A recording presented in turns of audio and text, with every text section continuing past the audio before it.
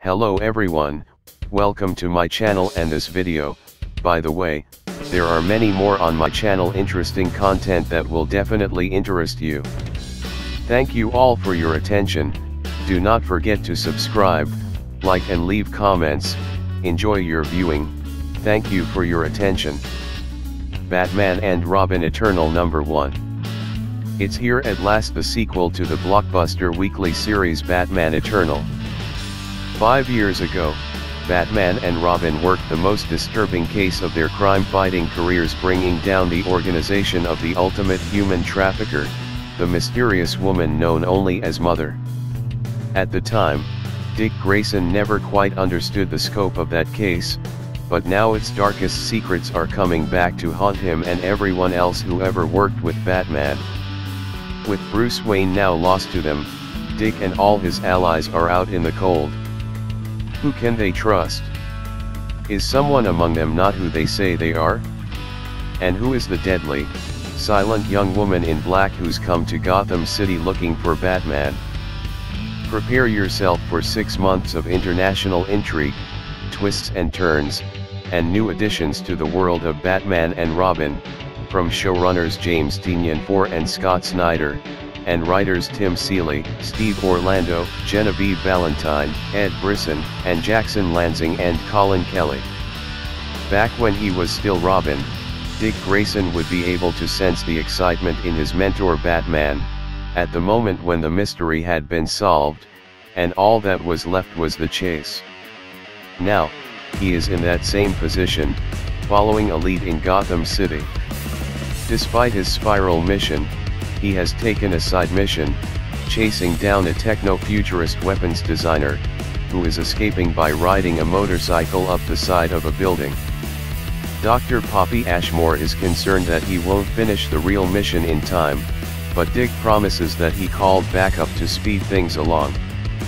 That backup comes in the form of Red Hood, who warns that the property damage he is doing by shooting out the windows of the building might draw the attention of the new Batman. When the target inevitably crashes his cycle, he is confronted by Red Robin, who serves as just enough distraction for Dick and Jason to punch him out. With the target down, Jason suggests drinks, for which Tim is too young. Ignoring Jason, and standing atop the building, Dick surveys the city, and Tim wonders what it must be like to see Gotham from that angle again. Dick admits that it's strange. He hadn't expected to come back, especially not now that his job entailed spying on superheroes. His mentor no longer recognizes his face, nor remembers working with him. The new Batman is police-sanctioned and doesn't much resemble the old one. It seems like a new Gotham.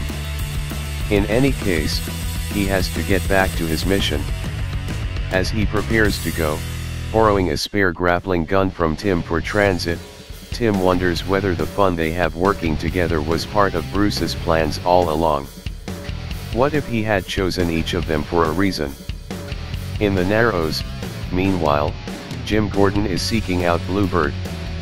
As Batman, he has been trying to find her for some time, but she has continuously evaded every piece of tracking tech that his friend Daryl has developed using homemade devices. Fortunately for him, his experience with his own teenage daughter taught him well enough that teenage girls like to stick around to see the old man make a fool of himself. Knowing this, he simply picks up a nearby dumpster and finds Bluebird crouched behind it. Once he has her attention, he explains that he hasn't come to arrest her, he just needs to detain her and take all of her equipment. He won't be responsible for an untrained kid dying on the streets. Indignantly, she responds that he is not the Batman. She had fought alongside the real Batman, and he had intended to train her, before he died, anyway. As she admits that knows that none of what she had coming to her is coming to her, now that he's gone, she releases a small bird-like device which emits a frequency that blocks the signal to Jim's batsuit, rendering him immobile. Ditching him there, she warns that he might as well keep trying to catch her, but he should be wary of calling someone who can shut him down in a second a kid. Back on the mission, Dick disguises himself as a professor for the grand opening of the renovated Gotham State University Tower of Enlightenment. The file, which Poppy is surprised he's read, has intel that a dirty bomb is set to go off right in the heart of the proceedings. He is a little worried, though, that Spiral put him back in Gotham for a seemingly small case, after only just pulling him out. Poppy suggests he not worry about it. Dick notes casually that one of his first cases had started in this very place.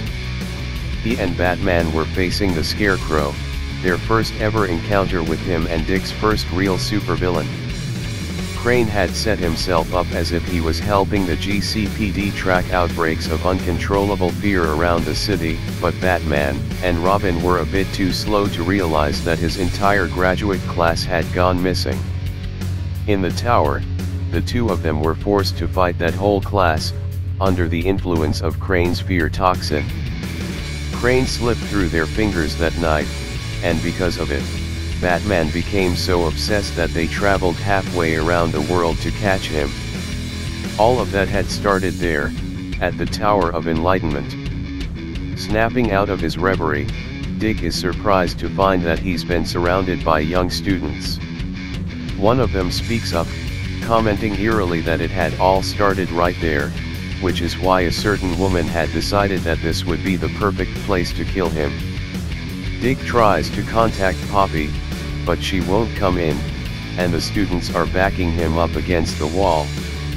They taunt him, claiming that Batman had never really trusted him or believed he was capable of greatness. They each point a handgun at him in time, stating that they will now throw him away as Batman had when he had proven that he couldn't be perfect. Dick runs up the wall and backflips safely over the gunshots, making a run for it. The teens complain that they don't intend to kill him, someone called Orphan is coming to do that. Rather than stick around and wait for this orphan to show up, Dick leaps through a stained glass window and makes a run for the van where Poppy's waiting.